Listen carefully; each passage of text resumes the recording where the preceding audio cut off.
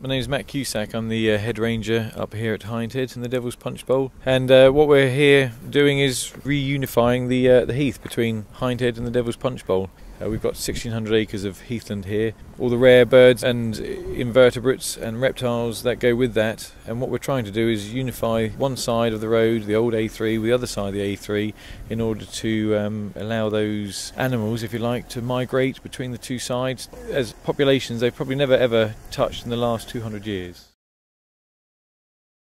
The whole idea of having the tunnels in the first place was that the old A3 that was built could be returned back to its original contours.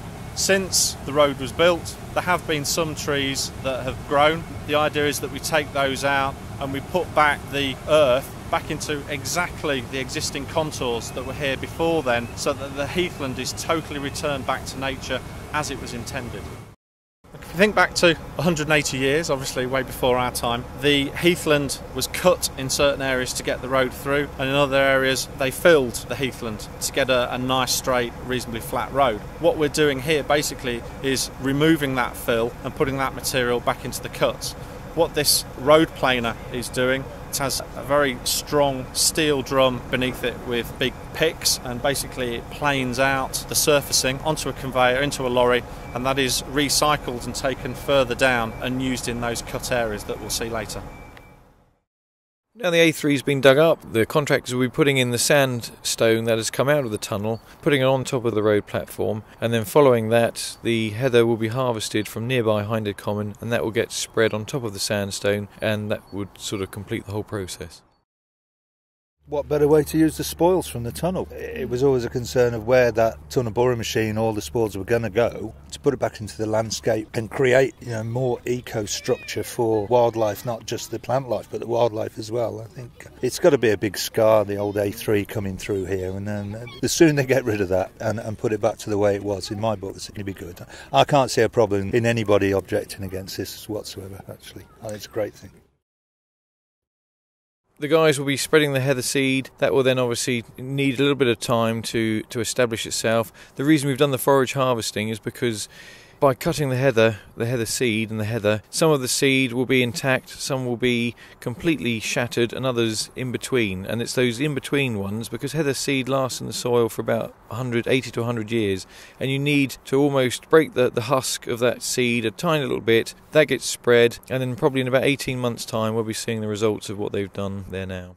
We've got a lot of reptiles and invertebrates, insects, butterflies. Silver-studded blue butterfly is down at Friedinghurst, that's part of the common, towards Hazelmere. It's been extinct in the north of the common, in the Devil's Punchbowl north, for many, many years. And what we're doing is, again, with this connectivity, we're hoping that these tiny little bugs and beasties will be able to migrate from Hazelmere direction up towards Thursley. I've always had dogs and horses and used the common mainly sort of Elstead, Thursley way, not so much at Hindhead, but having lived here now as an adult for the last 16 years and now with my own family, it's just lovely to be able to treat the common as our own backyard, and it's just so much quieter. It's going to make such a big difference to our lives. It really is. It's phenomenal. It's so beautiful up there, and already, especially when you're so high up riding a horse, you look by the sailor's grave out across and the view is unbelievable. The road, looking at it now, you can't believe it's just a track. It is impossible to think that cars were going along there until just a few months ago. So yeah, it's great. I really enjoy it because we can go across the crossing, which is really easy now, and we go to the cafe. It's really fun because we can have hot chocolates, and sometimes when it's really cold and raining we can go under the trees and the horses eat grass, and we always have hot chocolates on the horses. It's really funny, and all these people come and pat the horses.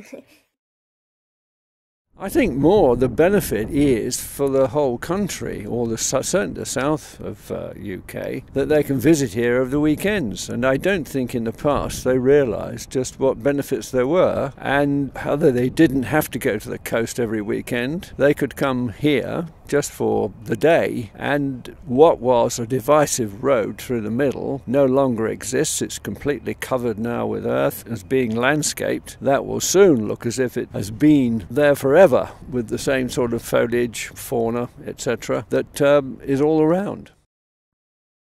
I've been on site now since 1994, and when I started they were doing investigation works into the tunnel. I didn't think that I would probably see it happening, and it's happened. And for me the tunnel is great, but almost the cherry on top of the cake is the fact that the A3 is now gone and we've got this connectivity right across the whole property. And in this day and age, to see a road being taken out of the environment is a big plus to everyone.